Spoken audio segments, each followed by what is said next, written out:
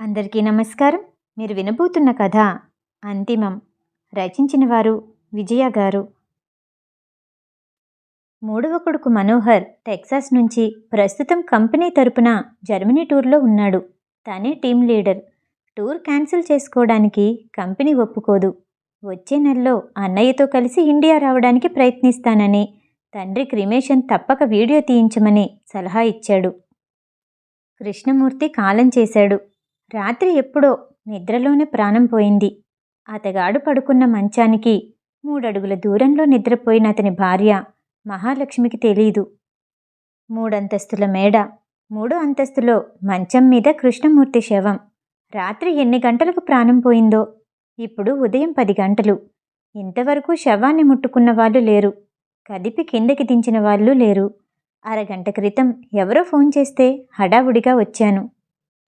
కృష్ణమూర్తికి నేను చిన్ననాటి మిత్రుణ్ణే. హైస్కూల్ చదువు మొదలు జీవితంలో చాలా సందర్భాల్లో వాడి వెంట ఉన్నవాడినే.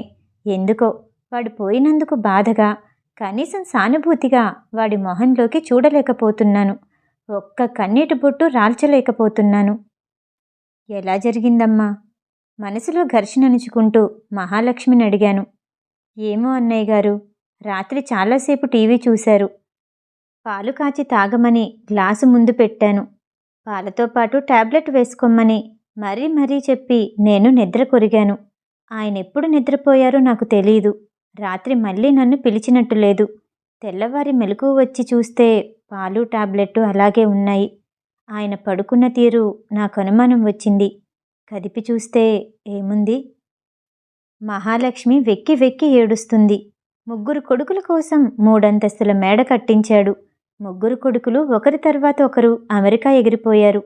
2 అంతస్తులు ఖాళీగా ఉంచలేక అధికారుల స్థాయి వాళ్ళకి అద్దెకిస్తూ వచ్చాడు. 3 అంతస్తులో తను మహాలక్ష్మి ఉంటున్నారు.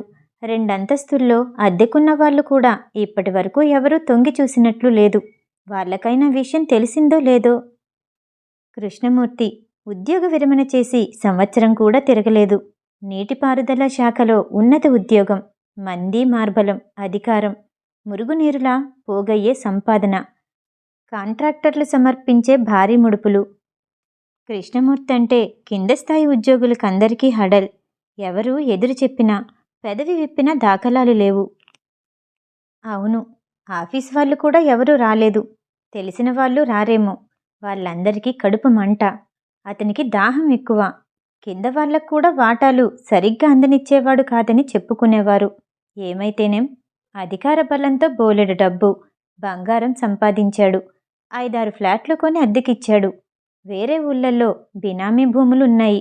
లాకర్లల్లో దాచిన నగలు, ఎన్నో డిపాజిట్లు ఉన్నాయి. వాటి విలువ కొన్ని కోట్లు. నాకు తెలుసు, అదంతా అక్రమార్జనే. అక్రమమేమిటి, సక్రమమేంటి? శ్రీలక్ష్మి వచ్చి పడుతుంటే కాదనడం వెర్రికాక మరేంటి అనేవాడు. తన మీద ఎన్నో ఫిర్యాదులు వెళ్ళాయి. ఎవరూ ఏమీ చేయలేకపోయారు. 2-3 సార్లు ఏసీబీ దాడులు జరిగాయి. ఏం చేశాడో తెలీదు. వీసమెత్తు దొరక్కుండా జాగ్రత్త పడ్డాడు. ఈ సంపాదనంతా ఎవరికోసం చేశాడు? ఎవరికోసం దాచాడు? కొడుకులు అనుభవిస్తారా? అమెరికాలో డాలర్ల వేటలో ఉన్న వాళ్ళకి తెలీదు కృష్ణమూర్తి ఎంత సంపాదించింది, ఏది ఎక్కడ ఎలా దాచింది. మహాలక్ష్మికి తెలీదు. ఆమె పేరకున్న జీవిత బీమా పట్టాలు తప్ప. ఈ సంపాదన అంతా వదిలేసి అర్ధాంతరంగా పోయాడు కృష్ణమూర్తి. పిచ్చి మహాలక్ష్మి ఏకధాటిగా ఏడుస్తూనే ఉంది. పని మనిషి మంగ పరుగులాంటి నడకతో మెట్లెక్కి పైకొచ్చింది. అక్కడ దృశ్యం చూసి అమ్మగారు అంటూ ఏడవబోయి కొంగడ్డం పెట్టుకొని శవం ముఖంలోకి చూసి ఆగిపోయింది. మహాలక్ష్మి ఏడుస్తూనే మంగను దగ్గరగా పిలిచి ఏదో చెప్పింది. మంగ లోపలికి వెళ్ళి కృష్ణమూర్తి తల వద్ద చమురు దీపం పెట్టింది. ఏమ్మా, పిల్లలకి తెలియపరిచారా? లేకపోతే వాళ్ళ ఫోన్ నెంబర్లు ఇవ్వండి మహాలక్ష్మిని అడిగాను. ఆమె జవాబు చెప్పలేదు సరికదా. దుఃఖస్వరం మరింత పెంచింది. అదే సమయానికి 2వ అంతస్తులో అద్దెకుంటున్న ఎల్ఐసి శర్మ లుంగీ సర్దుకుంటూ పైకొచ్చాడు. మహాలక్ష్మితో నేనన్న మాటలు విన్నట్టున్నాడు. తను ఇంతకు ముందే 3 కొడుకులకి ఫోన్లు చేశానని విషయం వివరించి చెప్పాడు. 3 కొడుకులు తండ్రి అంతిమ సంస్కారానికి రావటం లేదట. రావటానికి వీలు పడదట. చికాగోలో ఉన్న పెద్ద కొడుక్కి ప్రాజెక్టు చివరి దశలో ఉంది. దాన్ని వదిలి వచ్చే ప్రసక్తి లేదు. వచ్చే నెలలో ఇండియా వస్తానని, అన్నీ సెటిల్ చేస్తానని, తల్లిని తనతో తీసుకుపోతానని చెప్పాడు. రెండవ కొడుకు శేఖర్ కాలిఫోర్నియా నుంచి మాట్లాడి, తండ్రి ఇంత హఠాత్తుగా పోవడం ఏంటి అని ఆశ్చర్యంగా ప్రశ్నించాడు. బతికుండగా అంతా తన ఇష్టప్రకారమే చేసేవాడు, పోవడం కూడా తనిష్ట ప్రకారమే పోయాడా అంటూ చికాకు పడ్డాడు. తన భార్య నిండు గర్భవతి. డాక్టర్లు తేదీని కూడా ప్రకటించారు. తను ఎట్టి పరిస్థితుల్లోనూ రాలేనని చెప్పాడు. మూడవ కొడుకు మనోహర్ టెక్సాస్ నుంచి. ప్రస్తుతం కంపెనీ తరపున జర్మనీ టూర్లో ఉన్నాడు. తనే టీం లీడర్. టూర్ క్యాన్సిల్ చేయడానికి కంపెనీ ఒప్పుకోదు. వచ్చే నెలలో అన్నయ్యతో కలిసి ఇండియా రావడానికి ప్రయత్నిస్తానని, తండ్రి క్రిమేషన్ తప్పక వీడియో తీయించమని సలహా ఇచ్చాడు. తండ్రి పోయాడని తెలిసిన ముగ్గురు కొడుకులకి ఎలాంటి భావాలు, స్పందనలు లేవు. మాటల్లో అనుబంధం, ఆత్మీయతలు లేవు. ఆహా కృష్ణమూర్తి, నీ జీవితమంతా ఒకటే పరుగు, ఆరాటం, అహం, సంపాదన. నీ యాంత్రిక పాటలోనే నీ కొడుకులు కూడా. ఇంకా ఎవరికైనా ఫోన్ చెయ్యాలా అమ్మా? శర్మ మహాలక్ష్మిని బాధ్యతగా అడుగుతున్నాడు. ఆమె దుఃఖంతో టీవీ దగ్గరున్న చిన్న డైరీ చూపించింది.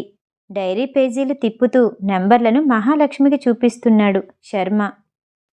కృష్ణమూర్తికి రక్త సంబంధీకులు ఎవరున్నారిక? ఒకే ఒక్క అక్కగారుండేది. ఆవిడకు చిన్నప్పుడే పెళ్ళైపోయింది. పెళ్ళైనప్పటి నుంచి పేదరికమే. చివరకు అంతుపట్టని రోగంతోనే కృంగి కృషించి దయనీయంగా చనిపోయింది. కృష్ణమూర్తి వెళ్ళి కనీసం ఆఖరి చూపు చూడలేదు. బతికున్నప్పుడు ఆవిడ 1-2 సార్లు అన్నయ్య ఇంటికొచ్చింది. ఒకసారి తన భర్తకు ఏదైనా పని చూపించమని ప్రాధేయపడింది. మరోసారి తన కొడుకుని తీసుకొచ్చి చూపించి ఏదైనా ఉద్యోగం వేయించమని అర్థించింది. 2 సందర్భాల్లోనూ కృష్ణమూర్తి ఎలా స్పందించాడో. ఆమె మళ్ళీ ఆ ఇంటి గడప తొక్కలేదు. అంతెందుకు, నేను తన చిన్ననాటి మిత్రుణ్ణి. హైస్కూల్ చదువు నుంచి వాడిని అంటిపెట్టుకునే ఉన్నాను. చదువు సరిగ్గా అబ్బక, ఆర్థికంగా పరిస్థితులు అనుకూలించక ఏదైనా శాశ్వత ఉపాధి చూపిస్తాడేమోనని వాడి చుట్టూ తిరుగుతూనే ఉన్నాను. జిల్లా ఉన్నత ఇంజనీర్ అధికార స్థాయిలో ఉండి కూడా నాకు ఏమాత్రం ఓ దారి చూపించలేకపోయాడు. అంతేనా?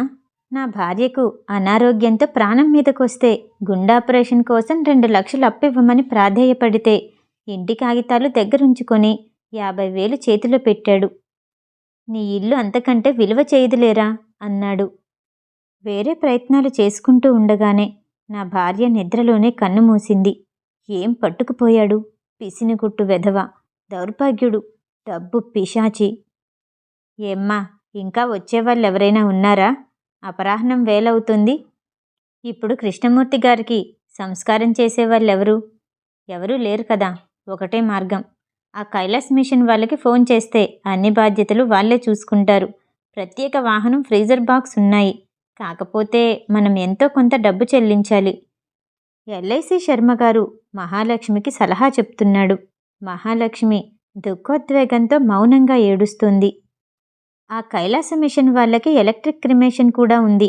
అనాథ శవాలకి అంత్యక్రియలు చేస్తారు వాళ్ళు. కొన్ని వేల వోల్టుల విద్యుత్ ప్రవాహాన్ని పంపి ఏ శవాన్నైనా క్షణాల్లో బూడిదగా మార్చేస్తారు. దయాదాక్షిణ్యం, మమతా, మానవత్వం, సానుభూతులు ఏవీ లేకుండా జీవించిన వాడికి ఇలాంటి అంతిమ సంస్కారమే సరైనదేమో. కృష్ణమూర్తి జీవితానికి ఇదే ముగింపు. ఎందుకో నాకు సంతృప్తిగా ఉంది. అందరూ ఉన్న కృష్ణమూర్తికి అనాథ చావులా అనిపిస్తుంది. కైలాస్ మిషన్ వాళ్ళ కోసం శర్మ ఫోన్ అందుకున్నాడు. ఉన్నట్టుండి బయట ఏదో కలకలం. ఎవరో మెట్లెక్కొస్తున్న అలికిడి. అటువైపుగా చూశాం. ఎదురుగా జీవన సంధ్య. వృద్ధాశ్రమం నుంచి 10 మంది వృద్ధులు గుంపుగా వచ్చారు.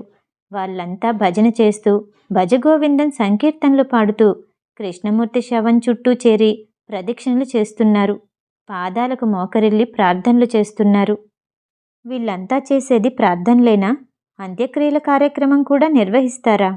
బాబు, నేను విశ్వనాథాన్ని, కృష్ణమూర్తి తండ్రిని. నా కొడుకు ఎలాంటి వాడైనా వాడికి తలకొరివి నేను పెడతాను. వృద్ధాశ్రమం వృద్ధుల్లో తెల్లటి గుబురుగడ్డంతో ఉన్న ఒక వయోవృద్ధుడు దీనంగా గొంతు విప్పాడు. అక్కడున్న అందరిలో ఆశ్చర్యం. ముఖాలు తెల్లబోయాయి. అవును, విశ్వనాథం, కృష్ణమూర్తి తండ్రి. ఈయనొకడు జీవించున్నాడని నేను మర్చిపోయాను. కృష్ణమూర్తి మర్చిపోయాడు. పెంచి పెద్ద చేసి విద్యాబుద్ధులు నేర్పి సమాజంలో ఒక ఉన్నత స్థానానికి ఊతమిచ్చినవాడు. వడలిన శరీరంతో, వయోభారంతో తన కళ్ళ ముందే కన్ను మూసిన కొడుకును చూసి చలించిపోతున్నాడు. కన్నీళ్లు కారుస్తున్నాడు. తల్లిపోయిన తర్వాత వద్దు వద్దని ఏడ్చినా, మొత్తుకున్నా, ఇంట్లో ఒక మూల పడుంటానురా అని వేడుకున్నా నిర్దాక్షిణ్యంగా వృద్ధాశ్రమంలో చేర్పించిన ఘనుడు కృష్ణమూర్తి ఏనాడు ఆశ్రమానికి వెళ్ళి ఒక ఫలం ఇవ్వలేదు, ప్రేమగా పలకరించలేదు. విశ్వనాథానికి కొడుకు పోయాడని ఎలా తెలిసిందో తన మిత్ర బృందంతో అతన్ని సాగనంపడానికి వచ్చాడు. కృష్ణమూర్తి ఎప్పుడైనా ఏదైనా పుణ్యం చేసుకున్నాడేమో. కాకపోతే కన్నతండ్రి చేతుల మీదుగా కర్మకాండ జరగటం ఏంటి? కన్న కొడుకు చేతుల మీదుగా అంతిమ సంస్కారం పొందాల్సిన వాడికి తండ్రి చేతుల మీదుగా సంస్కారం దౌర్భాగ్యం కాదా? కృష్ణమూర్తికి సద్గతులు దొరుకుతాయా? పాప ప్రక్షాళన నిష్కృతి ఉంటాయా? నా ఆలోచనల్లో నేనుండగానే విశ్వనాథం కొడుకు అంతిమయాత్ర ఏర్పాట్లు మిత్రుల సాయంతో చకచకా చేస్తున్నాడు. నలుగురు మిత్రులు కృష్ణమూర్తిని మోసుకుని మేడపై నుంచి కిందకి తీసుకొచ్చారు. అప్పటికే కృష్ణమూర్తి కోసం 7 కట్ల సవారీ సిద్ధం చేయబడుతోంది. విశ్వనాథం మరో 3 వృద్ధులతో కలిసి పరిశుద్ధ జలంతో కొడుకు పార్థివ శరీరానికి స్నానాధికాలు నిర్వర్తిస్తున్నాడు. అదిగో అప్పుడే మహాలక్ష్మి ఏడుస్తూ మేడపై నుంచొచ్చింది. ఆగండి, నా భర్త శరీరానికి అంతిమ సంస్కారం వద్దు, ఎవరు ఏమీ చెయ్యొద్దు, ఆమె గొంతు స్ఫుటంగా పలికింది. అందరం మహాలక్ష్మి ముఖంలోకి అయోమయంగా చూశాం. ఆమె నన్ను దగ్గరగా పిలిచింది. ఒక తెల్లటి కాగితం ఒకటి నా చేతిలో పెట్టింది. అది కృష్ణమూర్తి గతరాత్రి రాసిన ఉత్తరం. చాలా వాక్యాల్లో అక్షరాలు అలికినట్టుగా ఉన్నాయి. వాటిని కూడబలుక్కుంటూ ఉత్తరంలో ఉన్న విషయాన్ని నేను నెమ్మదిగా పైకి చదివాను. నేనిక ఎన్నో రోజులు బతకననిపిస్తోంది. కొన్ని గంటలో, నిమిషాలో, సెకండ్లో ప్రాణధాతువులన్నీ బిగించుకుపోతున్నట్టు ఉన్నట్టుండి ఏదో నొప్పి. మృత్యువు నాకు పైకి ముంచుకొచ్చేస్తోందనిపిస్తోంది. నాలా ఎవరూ జీవించకూడదు. నిజంగా నేను మూర్ఖుడిని, అహంభావిని, సాటి మనిషిని మనిషిగా చూడలేనివాణ్ణి, మంచితనాన్ని మరొకరితో పంచుకోలేని నిర్భాగ్యుణ్ణి. నాకు నిష్కృతి లేదు. అహంకారం, డబ్బు మనిషికి సంతృప్తినివ్వవు. నలుగురితో పంచుకునే ఆత్మీయతలే, అనుబంధాలే ఆనందాన్నిస్తాయి. ఎంత సంపాదించినా ఏదీ మన వెంట రాదు. ఒంటరిగా రావడం, ఒంటరిగా పోవడమే జీవనయానం. నాకు ఈ జ్ఞానోదయం ఒక జీవితకాలం ఆలస్యంగా వచ్చిందేమో. నేను సంపాదించిన ఆస్తిపాస్తులు నా పిల్లలు పంచుకోకూడదు. నా భార్య హక్కుదారురాలు. తన జీవికకు మిగుల్చుకొని మిగిలింది అంతా నా తండ్రి నివసించే వృద్ధాశ్రమానికి అందజేయగలదని ఆశిస్తున్నాను. నాకింకా జీవించాలనుంది. కానీ నేను పోయిన తర్వాత నా పార్థివ శరీరాన్ని ఏదైనా వైద్య కళాశాలలకు దానం చేయమని నా భార్యని అర్థిస్తున్నాను. ఇదే నా అంతిమ. కృష్ణమూర్తి. కథ సమాప్తం. ఈ కథ వినటం మీకు నచ్చినట్టయితే లైక్ చేసి సబ్స్క్రైబ్ చేయండి. మళ్ళీ రేపు కలుద్దాం. నమస్తే.